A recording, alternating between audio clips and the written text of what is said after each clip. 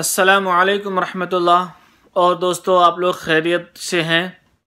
हालिया कुछ दिन में सुप्रीम कोर्ट का फैसला बाबरी मस्जिद और राम मंदिर के बारे में जो आया है, आप सब उससे वाकिफ़ हैं। मैं बस एक बात बताना चाहता हूँ कि सुप्रीम कोर्ट ये बात मान रही है कि बाबरी मस्जिद किसी मंदिर को तोड़कर नहीं बनाया, और 1992 में जो उसको तोड़ा गया था ये भी गलत था।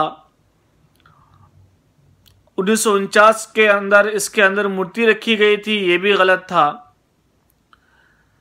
तमाम चीज़ों को मानने के बाद फिर ये फैसला हमारे हक में नहीं आया, और ये फैसला हिंदू पक्ष में, हिंदू के हक में आया है। इससे पहले इसको तोड़ा गया, फिर इस पे सुप्रीम कोर्ट के ज़रिए ये हमसे छीन लिया जा रहा है। अभी मैंने ट्विटर पे असदुद्दीन अवैसी का एक बयान पढ़ा। उसने कहा कि ये हमारी मस्जिद है। मस्जिद जहाँ एक बार बन जाती है, क़यामत तक वो मस्जिद ही रहती है। हमें 5 एकड़ ज़मीन की कोई ज़रूरत नहीं है। मुसलमान इतने गरीब नहीं हैं कि 5 एकड़ ज़मीन लेकर मस्जिद ना बनवा सके। अब जब कह रहे हो कि हिंदुओं का आस्था है, तो क्या हमारे आस्था नहीं है? सुप्रीम कोर्ट ये बात मानती है कि बाबरी मस्जिद एक मस्जिद थी, कानून बना था, वो उस वक्त मस्जिद था जब अंग्रेज छोड़कर गया था। ये मस्जिद था, सब कुछ मस्जिद था। अभी मैं एक वीडियो देख रहा था, उसमें एक लेडी कह रही है कि सुप्रीम कोर्ट ने जो फैसला दिया है ये बहुत ही अफसोस और दुखद है। वाकईतन अफसोस और दुखद है ये फैसला। ये आम हिंदुओं को भी कुछ नहीं मिला, ना हम मुसलमानों को कुछ मिला इस फैसले से। सुप्रीम कोर्ट के जज ने जो बाबरी मस्जिद पर फैसला सुनाया है वो बहुत ही निंदनीय और भ्रष्ट है। जो राम का न कोई प्रमाण है, न कोई साक्ष्य है, न कोई इतिहास है, उस राम पर सुप्रीम कोर्ट के जज ने फैसला सुनाया है। जानते हैं ये सब दबाव में किया है सुप्रीम कोर्ट के जज ने। तो मैं दलित पिछड़ा भाइयों से कहना चाहूंगी कि ये मंदिर के चक्कर में आप लोगों को पड़ने की कोई जरूरत नहीं, क्योंकि ये मंदिर आपको बंधुआ मजदूर बनाएगी और आने वाली पीढ़ी को गुलाम बनाएगी। और मुस्लिम भाइयों, आप लोग कान खोल करके सुन लीजिए, आज बाबरी मस्जिद की बारी है और अगला आगरा के ताजमहल की बारी होगी। ये लिख करके रख लीजिए आप लोग, क्योंकि यहाँ पे एक ही जाति विशेष का कब्जा है हिंदुस्तान में।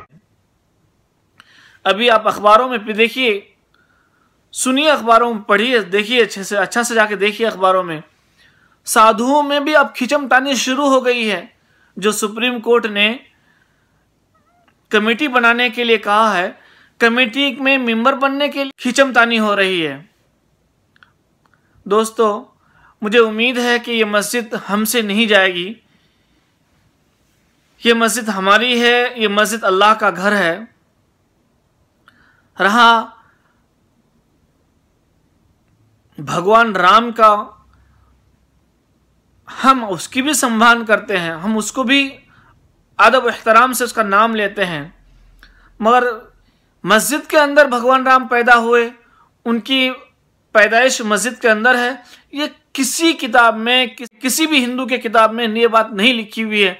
चाहे तुलसी राम हो, कोई भी हो, मुझे उसका नाम नहीं पता, कोई भी हो, किसी का नहीं लिखा हुआ है। सुप्रीम कोर्ट ये बात मानती है कि मस्जिद तोड़कर मस्जिद के अंदर मूर्ति रखी गई थी, फिर भी उनके हक में फैसला कर दिया। इससे क्या सबक लेगा सुप्रीम कोर्ट, जो हमारा एक बहुत बड़ा सुपर पावर माना जाता है।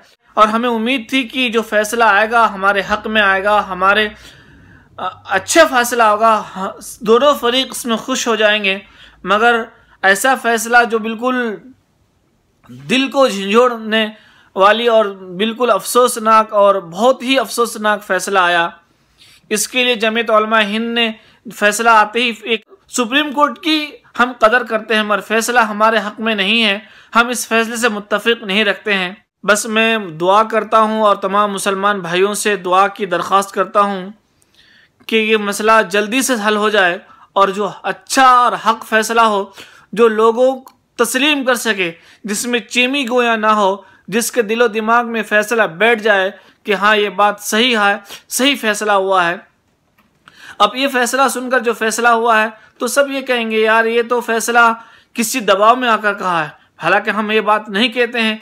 इससे पहले भी एक 2010 में फैसला आया था, 3 फरीक को जमीन बांट दिया था। उस टाइम भी हम लोग नहीं कहते कि फैसला किसी के हक में आया था, किसी के दबाव में फैसला दिया गया था। और आज भी कह रहे हैं कि फैसला किसी के दबाव पर नहीं दिया गया, मगर फैसला जो आया एक तरफा आया।